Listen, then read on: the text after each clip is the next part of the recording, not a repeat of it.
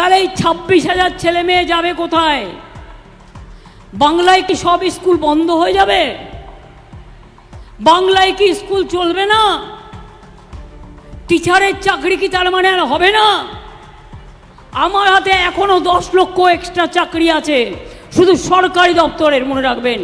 এই কোর্ট গেলেই আটকে দিচ্ছে। বিজেপির একটা মহাতীর্থ কেন্দ্র, এবং সেখানে বিজেপি পিল করলে একেবারে যা বলবে তাই। আর অন্য কেউ যদি বিচার চায় তাদের জন্য দরজা বন্ধ, কোনো বিচার পাবেন না। আমি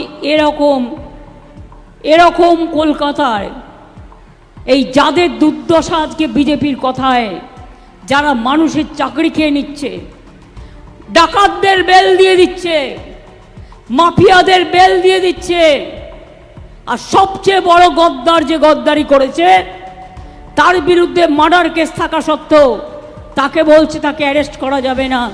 এটা কি আইন?